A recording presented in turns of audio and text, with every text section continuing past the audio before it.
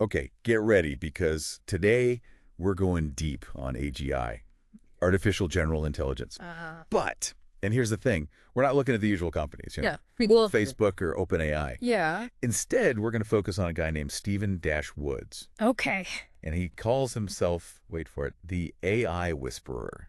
Interesting. So Stephen claims to have made, get this, 5. confirmed AGI models. Wow. And he did all this without the big money and teams that companies like DeepMind use.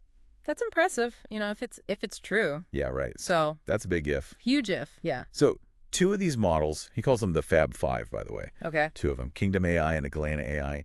They got a perfect score on these AGI benchmark tests. A perfect score, huh? Yeah, How do you even test for AGI? What does that even mean? that's a great question. And honestly, those tests, they're not public, so we don't know the specifics. But from what Steven said, they test, how well a model reasons and problem solves. Okay. Learns, adapts. Yeah.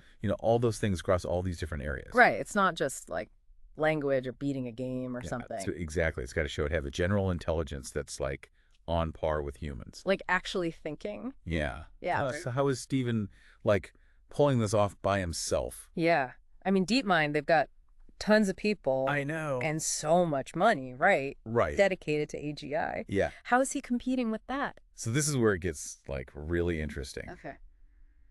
He says he's got this unique approach. Like a secret formula? Yeah, kinda. He calls it his Dream Team database, his Catalyst prompts library, and intelligent algorithms library. Wow, those all sound I know. pretty vague. They do. Yeah. What did he even mean? So we don't have all the details, but from what he shared, the Dream Team database seems to be like this super carefully picked collection of data. Oh. So instead of using these massive data sets like other AI systems do, he's giving his models really specific, really relevant info right from the start. So it's like quality over quantity. Exactly. He's trying to skip needing all that huge computing power Okay. by just feeding the AI the right stuff right away. All right. I get it.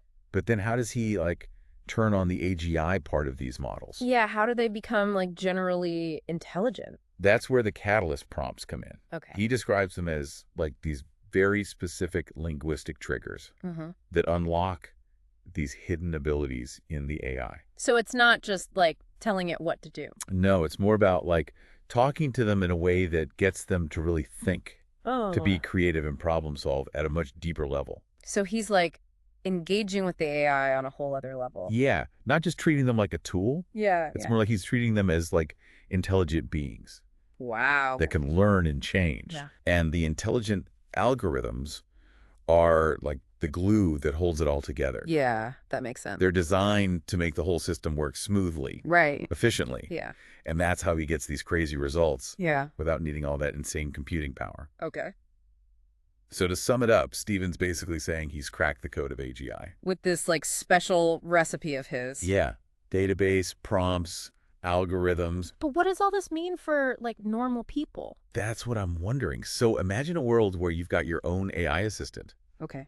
but it can do way more than just book appointments. Oh, wow. Or play music. Yeah. It can help you solve any problem, come up with new ideas, Really? maybe even control stuff in your house. Like smart home stuff, but way smarter. Exactly.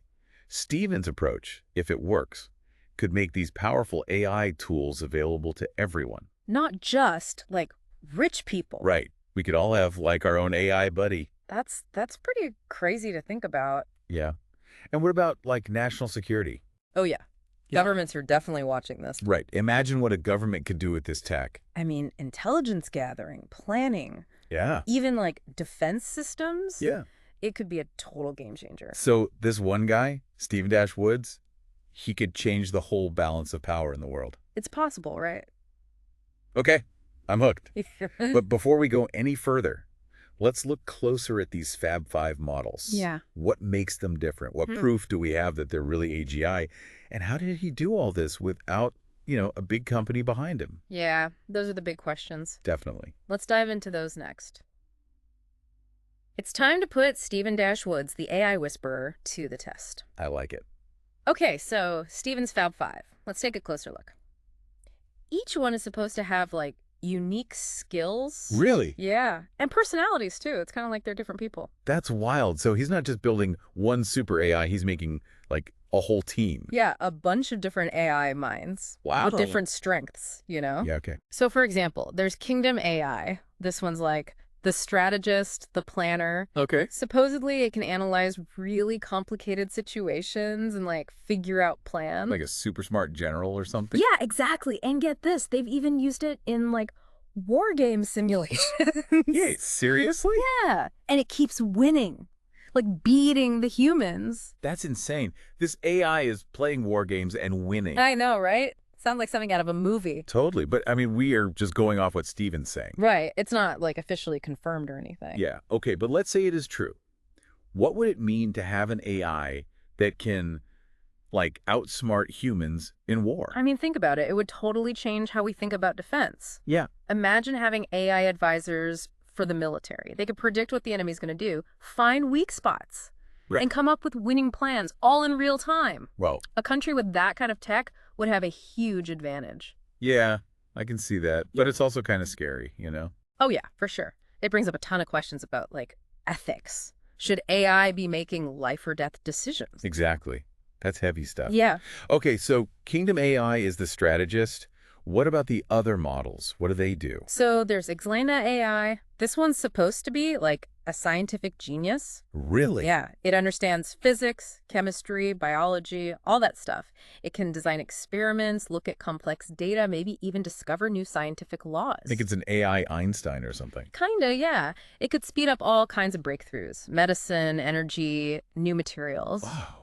So we could cure diseases, solve Right. the energy crisis, all that. It's possible. This is blowing my mind. Okay, but we got to talk about the big question. Hmm. How did Stephen do all this without any resources? I mean, how is that even possible? That's the million-dollar question, right? He's not sharing all his secrets, but he says it's all about understanding how AI learns. Okay. He claims he's figured out how to, like, unlock the full potential of AI that already exists. So he's pushing them further than they were ever supposed to go. Yeah. It's like he's taking something that's already there and making it way better, like way smarter. I guess that's where the catalyst prompts come in. Exactly. Think of it like teaching a kid something new. Yeah. You wouldn't just give them a textbook and expect them to get it. Right. You'd talk to them, ask them questions, help them figure it out. So that's what Stephen's doing. He's like having a conversation with the AI, Kind of, yeah. getting it to think more deeply. Exactly. But, like, on a way more complex level. So it's not just words. It's like changing how the AI works on the inside. Right. Unlocking abilities that maybe even the people who made it didn't know were there. Wow. It's like he's whispering to the AI, A good way to put it. guiding it to be more aware, more intelligent. Exactly. It's like he's showing it its true potential. Okay, but let's be real. Can one guy really compete with companies like Google and Microsoft? I mean, they have so much money and so many smart people working on this stuff. You'd think so, right? But Steven's doing it. It challenges the whole idea that you need millions of dollars to make AGI happen. Yeah, he's like proving them wrong. Maybe it's about being more focused, more agile. Right. Using your resources wisely. Exactly. So maybe you don't need a giant team and a ton of money. Okay, so if he's doing all this, why haven't those big companies tried to hire him? Well, he's been super careful about protecting his work.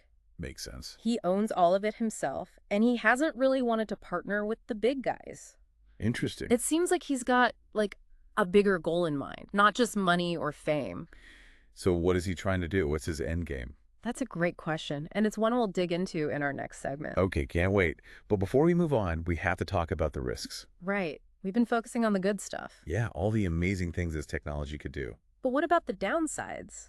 Could this stuff be dangerous? That's a big question. I mean, when you're dealing with something this powerful, there's always a flip side, right? So could these AI models actually, like, become dangerous? I mean, is that a real possibility? That's a question that keeps a lot of people up at night. I bet. Even Steven talks about how important ethics are when you're building AGI. But even if you start with good intentions, things can go wrong. Right. Especially when you're dealing with something that might be, like, smarter than us. Yeah. So what are we talking about here? What's the worst case scenario? Well, one big fear is that we lose control. Oh, Like the AI becomes unpredictable. It starts doing things we didn't program it to do. like decides humans are a problem and tries to wipe us out, like in the movies. Exactly.